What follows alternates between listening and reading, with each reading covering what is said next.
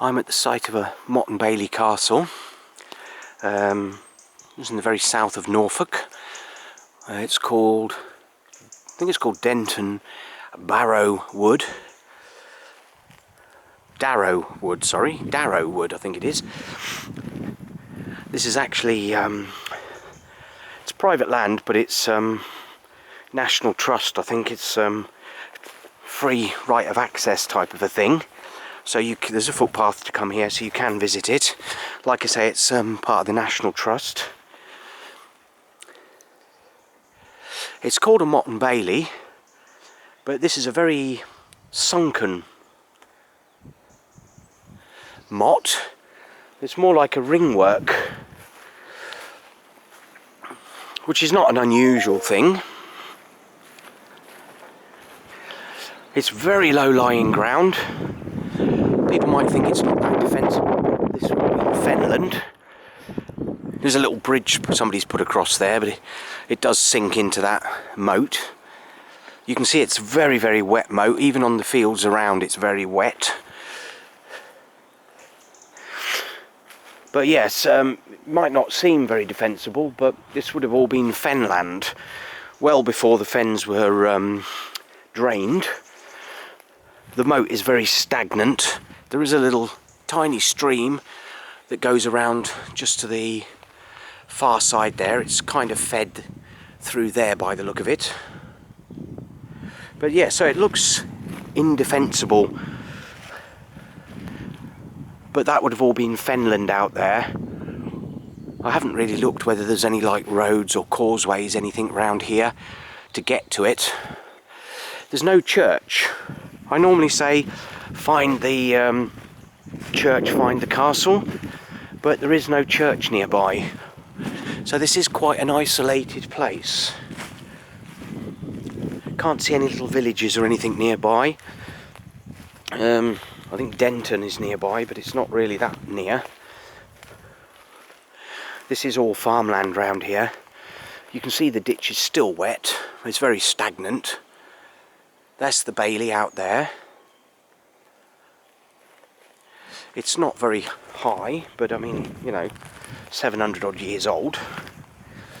You'd expect them to be a little bit, but they would have, like I say, relied quite heavily on the marshes, the fenlands around here to be defensive. Somebody's put this in so you can access the motte, but you can see it does squelch into the mud. You do need some boots if you're going to walk here.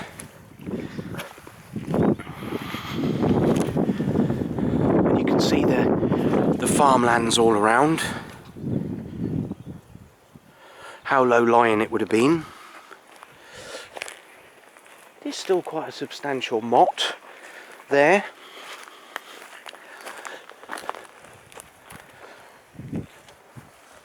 As I say, it's either subsided in the middle, or it is or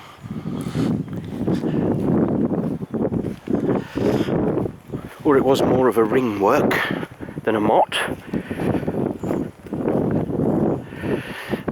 You did have ringworks and Baileys, Motte and Baileys, ringworks on their own, mottes on their own. You can see the bank is quite high still from the surface down there. If this was built up ever so slightly, a little bit more, the palisade there, there's some unusual earthworks over there. That could be spoil heaps or anything.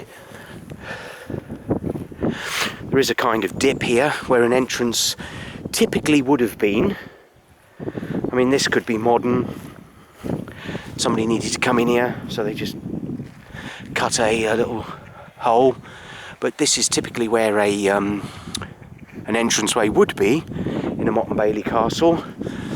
The access to the motte would have been just there.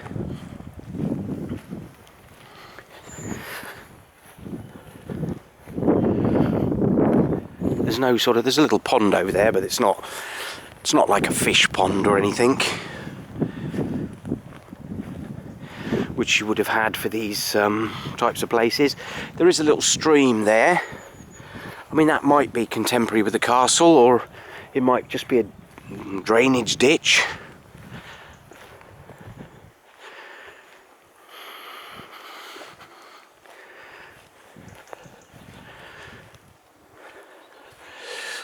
This is a really interesting little site to visit, if you can get here. And this is the perfect time of the year to come.